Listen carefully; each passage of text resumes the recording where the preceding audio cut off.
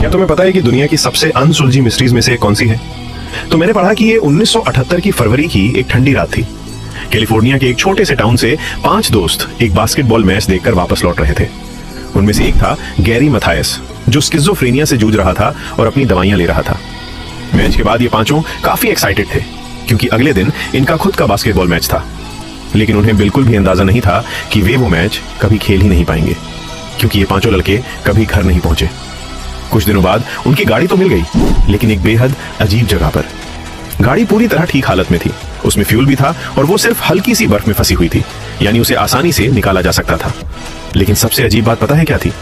गाड़ी उस रास्ते पर थी ही नहीं जो उनके घर की तरफ जाता था। तो आखिर ये पांचों लड़के पहाड़ों के इतने खतरनाक इलाके में कर क्या रहे थे? जैसे जैसे सर्च आगे बढ़ी, महीनों बाद सर्च टीम को पहाड़ों के अंदर कुछ बेहद डरावनी चीजें मिली। एक फॉरेस्ट ट्रेलर के अंदर एक बॉडी मिली जो बेहद पतली हो चुकी थी, जैसे उसकी भूख से मौत हुई हो। अब सबसे शॉकिंग बात यह थी कि उस ट्रेलर के अंदर इतना खाना मौजूद था कि कोई भी इंसान उसे लगभग 2 महीने तक खा सकता था। फिर भी उस व्यक्ति की मौत भूख से हो गई।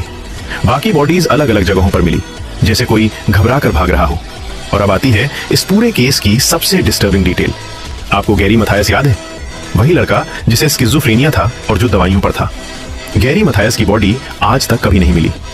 अब इस केस को लेकर कई थ्योरीज मौजूद हैं। कुछ लोग मानते हैं कि इन लड़कों का किसी ने पीछा किया था। एक विटनेस ने दावा किया था कि उसने पहाड़ों में अजीब रोशनियां और कुछ अनजान लोग देखे थे। वहीं कुछ लोगों का मानना है कि गैरी की मानसिक स्थिति अचानक बिगड़ गई थी और उसने गाड़ी को पहाड़ों की तरफ मोड़ दिया। इस केस को फेमसली द मिसिंग 5 कहा जाता है और इस ग्रुप को दुनिया यूबा काउंटी 5 के नाम से जानती है।